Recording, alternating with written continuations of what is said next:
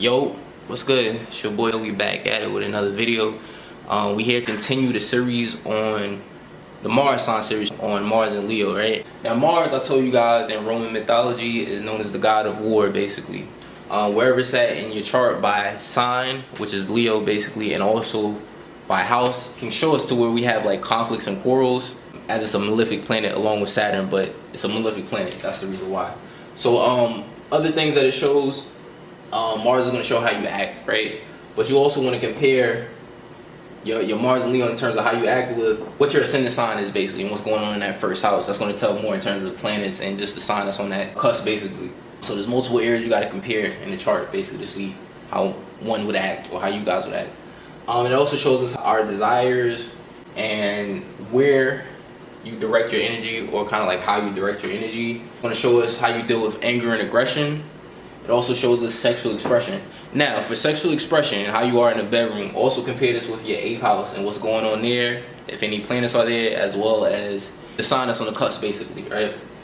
In a woman's chart over here, Mars is going to show us the ideal boyfriend archetype, basically, right? And it's going to, well, I already said, but it's going to show where you have conflicts. Let's get to how you act, basically. I consider Mars and Leo's basically the entertainers. I consider Leo the entertainer of the Zodiac, so you guys, you know, you act like the lion, basically.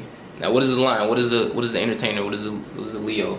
Leo are basically the center of attention. You guys can, it's ruled by the sun, so you guys can draw forth a lot of energy. You have a magnetic type of energy, or guys can come off as charismatic, charming, basically.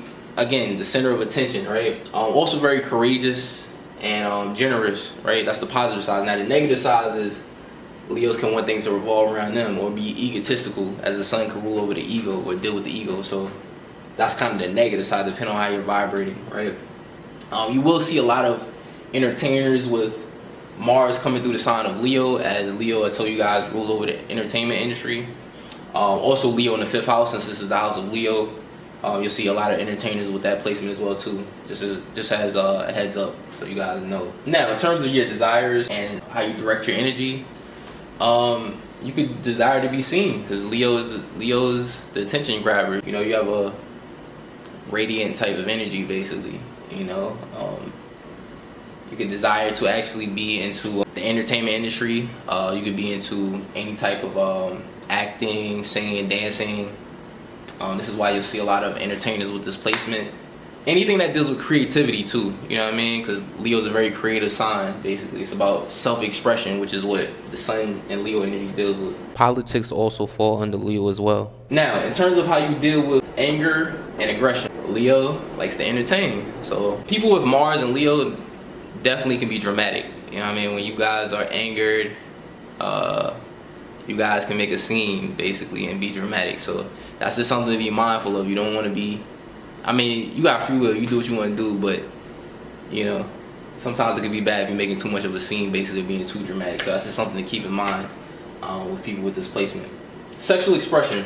Leo basically is the king, so it wants everything to revolve around it. So you guys could, that could be how you express yourself sexually, to where it's like, you could be very passionate, but also want things to revolve around you with this type of energy, basically.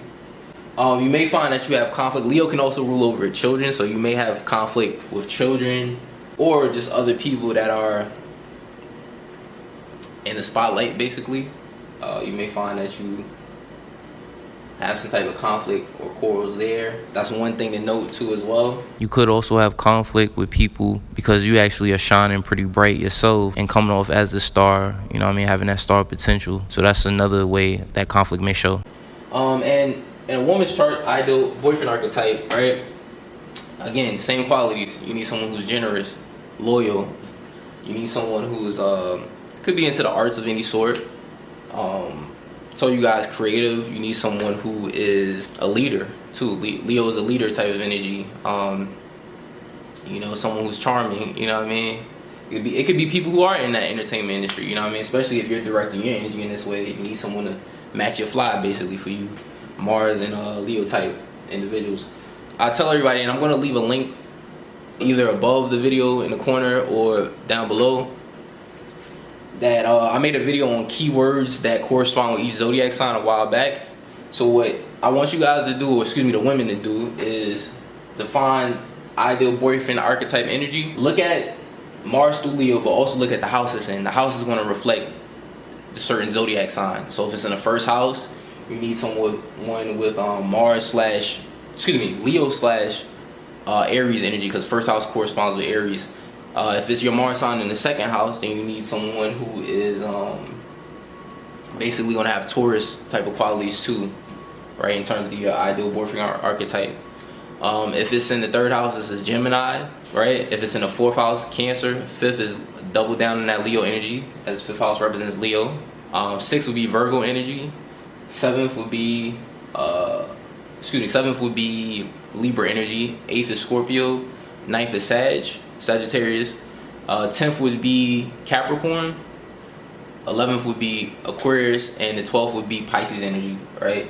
So look at that video if you need more information on keywords and just kind of to understand the energy of those houses and the zodiac signs that correspond, because that's going to be the boyfriend archetype energy in terms of what you're drawn to, basically. And then make sure where you find your actual boyfriend too. Look at aspects as well, as this can change things as well too. So that's just some things to think about. Thank y'all for tuning in. This video was kind of short, but we're going to keep it very simple. We got more videos coming soon. Holla at your boy. Make sure you subscribe, like, you know what I mean, comment below your thoughts if any. If it resonates, let me know. If it doesn't, let me know too. Y'all have a good one. I hate y'all. Peace.